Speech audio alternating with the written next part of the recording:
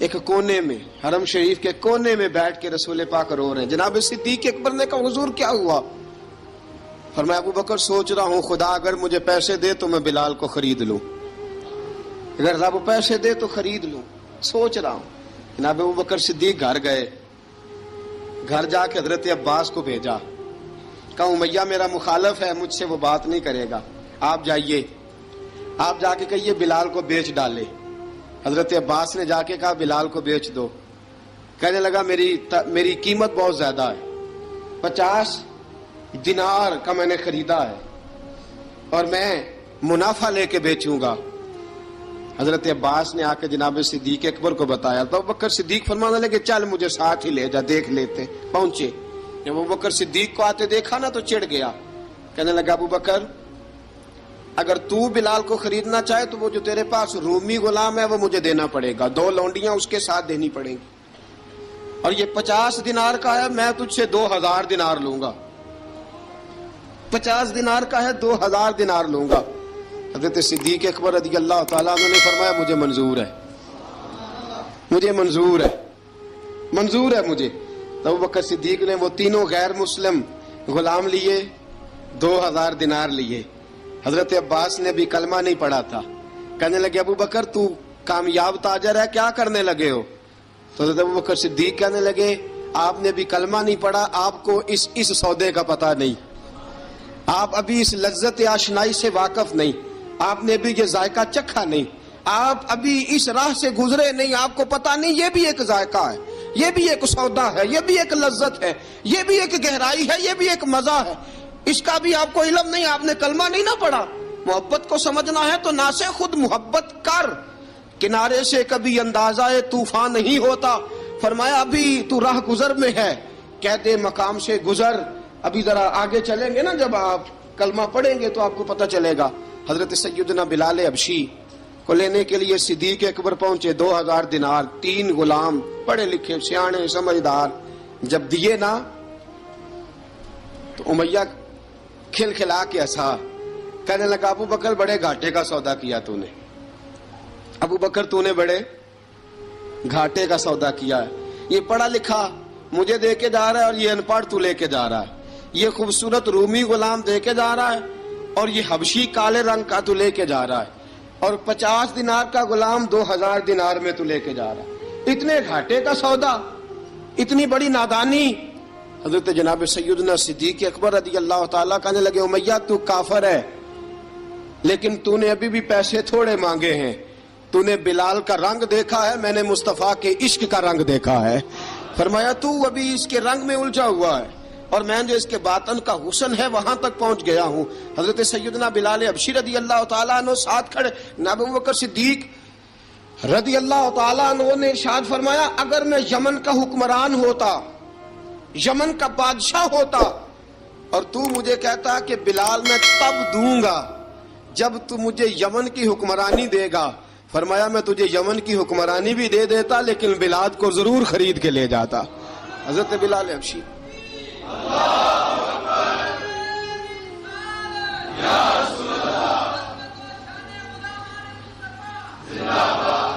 جناب سیدنا بلال حبشی، حضرت سیدنا ابو بکر صدیق فرماتے ہیں جب میں بلال کو لینے گیا تو حال پتہ کیا تھا؟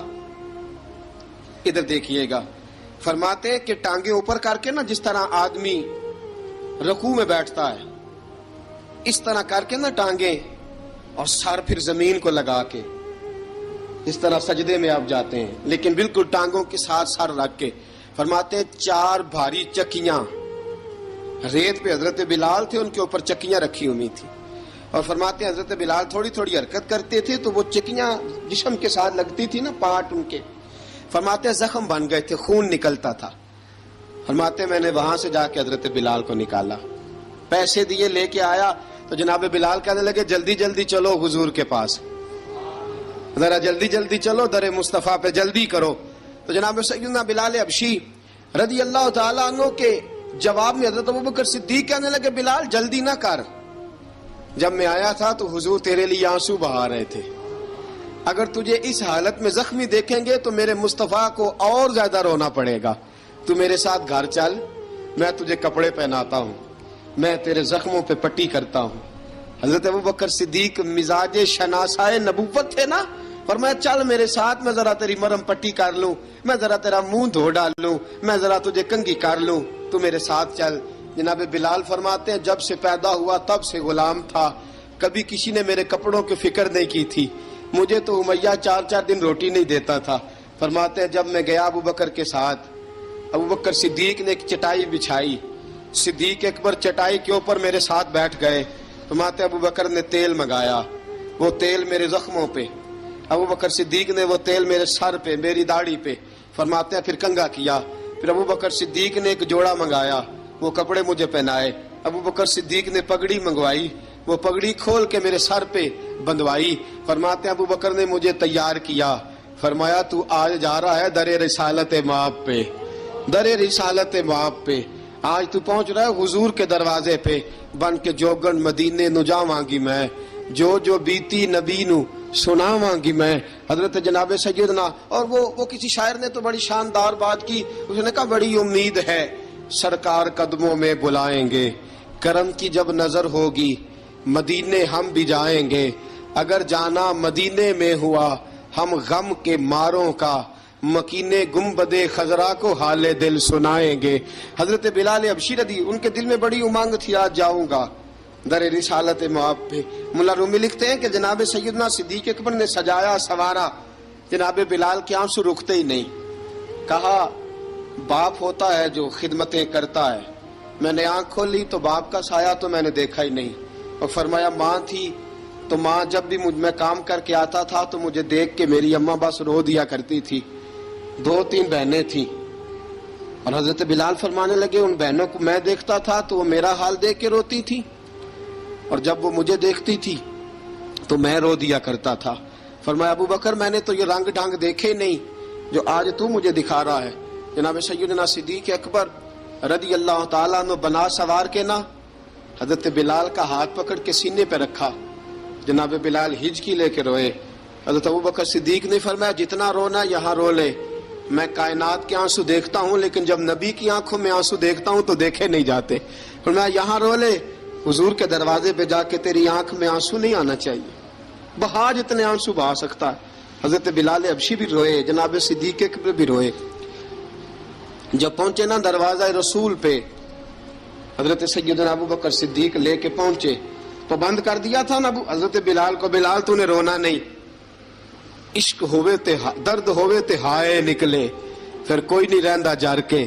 حضرت سیدنا بلال حبشی کو لے کے پہنچے در مصطفیٰ پہ. رسول اکرم صلی اللہ تعالی علیہ وسلم نے ایک نظر حضرت بلال پہ ڈالی. جناب بلال نے یوں آنکھ میں لائی تو سر جھکا لیا, وعدہ کیا تھا نا رونا نہیں, سر جھکا لیا. اب دوسری نظر نبی کریم صلی اللہ تعالی علیہ وسلم نے جب اٹھائی نا حضرت ابوبکر صدیق کی طرف تو حضور نے فرمایا صدیق تیرا شکریہ, ابوبکر اللہ تجھے جزا دے. جب رسول پاک کی زبان سے یہ لفظ نکلے تو جناب صدیق اکبر نے ہاتھ اٹھائے, یوں ہاتھ باندھے جب رسول پاک کے سامنے تو سب سے زیادہ آنسو ابوبکر صدیق کے اپنے نکل گئے. کہا یا رسول اللہ میں غریب بے نوا, تو امیر حرم, تو کجا من کجا. کہا حضور یہ شکریہ کے لفظ, یا رسول اللہ میں کہاں اور آپ کا شکریہ کہاں. نبی پاک صلی اللہ علیہ وسلم نے فرمایا ابوبکر کاش تو تھوڑے سے پیسے میرے بھی ملا لیتا, بلال کو خریدنے میں میرا بھی حصہ ڈال لیتا, میں چاہتا تھا. ابوبکر پھر روئے.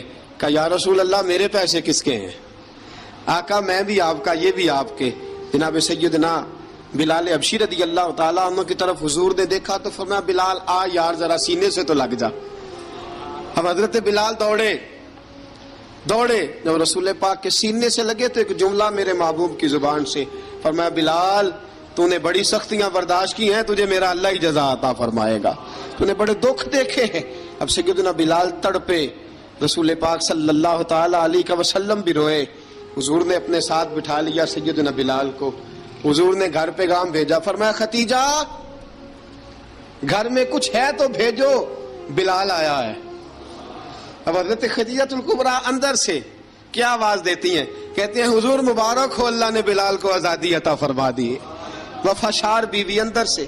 اب حضرت سیدنا زینب رضی اللہ تعالی عنہا میرے محبوب کی شہزادی چھوٹی سی عمر ہے، ایک برتن کے اندر کھجوریں لے کے آئیں، ایک برتن میں کھجوریں، اب لا کے جب کھجوریں رکھی نا تو سیدنا صدیق اکبر نے ہاتھ بڑھایا کھجوریں اٹھانے کے لیے تاکہ میں دوں، حضور نے فرمایا نہ ابو بکر، بلال پہلے دن آیا ہے، پہلے تو نے جتنی خدمت کرنی تھی تو گھر کر کے آیا، میری باری ہے۔ حضرت بلال حبشی فرماتے ہیں کائنات میں نے اتنا پیار کبھی دیکھا ہی نہیں تھا، 30 سال سے زیادہ میری عمر تھی، مجھے تو کبھی کسی نے پاس بٹھا کے کھانا کھلایا ہی نہیں۔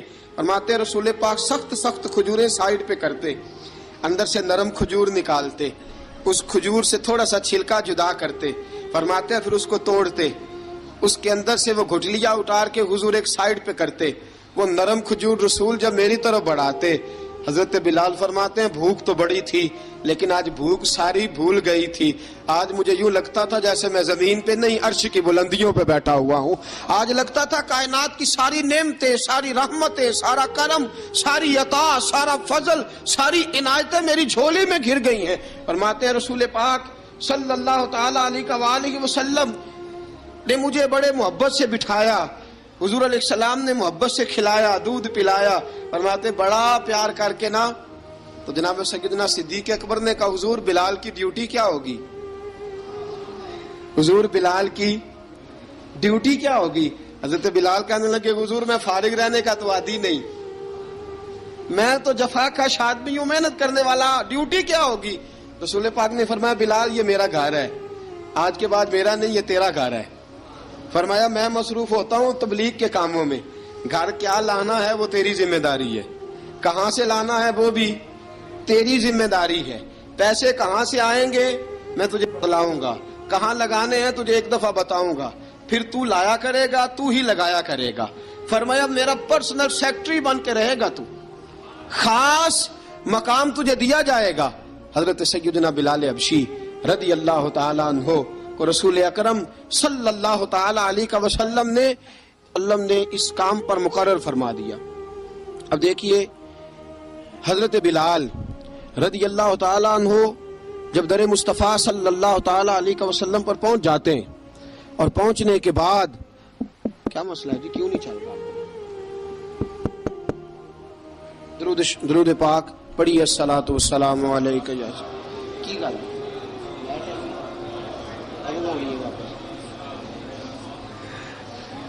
میں یہ گزارش کر رہا تھا کہ حضرت بلال حبشی رضی اللہ تعالیٰ عنہ کو رسول پاک نے یہ ڈیوٹی عطا فرما دی۔ اب پتہ کیا ہوتا، حضرت پردے کی آیتیں تو ابھی آئے نہیں تھی، حضرت بلال رضی اللہ تعالیٰ عنہ رسول پاک کے ساتھ نکلتے تبلیغ کے لیے، کسی کام کے لیے، سودا سلف لاتے بازار سے، یہ مکے کے دنوں کی بات ہے، مکے کے دنوں کی سودا سلف بازار سے لاتے۔ اب 4 بیٹیاں تھیں حضرت خدیجہ الکبریٰ کی، گھر کے کام کاج ہوتے تھے، جب ذرا فارغ ہوتے دروازے پہ دستک دیتے، حضرت خدیجہ فرماتی بلال تو آ گیا ہے، وہ دستک سے پہچانتی ہیں کہ بلال کے دستک ہے، بلال آ گیا، کہا اماں جی میں سارے کام کاج باہر کے ختم کر آیا ہوں، گھر کا کوئی کام ہے تو ذرا مجھے بتاؤ۔ آپ فرماتی گھر کے کام ہے پر میں کر رہی ہوں۔ اب حضرت بلال گلنا شروع کرتے، یہ ہے محبت۔ آج اگر ہم کہیں خادم ہو بھی نہ تو بہانے ڈھونڈتے پھرتے ہیں فارغ ہونے کے۔ حضرت بلال فرماتے آپ نے چکی پیس لی ہے، گھر میں جھاڑو دے لیا ہے، بچوں کے لیے دودھ آ گیا ہے، بکریوں کا دودھ دھو لیا گیا ہے، ایک ایک کام پوچھتے ہیں۔ حضرت خدیجہ الکبریٰ فرماتے یہ بھی ہو گیا، یہ بھی ہو گیا، چکی رہ گئی ہے پیسنے والی۔ فرماتے ذرا دروازہ کھول دو میں پیس ڈالتا ہوں۔ حضرت بلال گھر کی چکی پیستے، گھر کے کام کاج کرتے۔ ایک دن نہ دار ارقم میں رسول پاک تھے تو باہر سے کچھ شورش ہوئی، حضرت بلال حبشی کہنے لگے حضور ایک نیزہ نہیں منگوا دیتے مجھے؟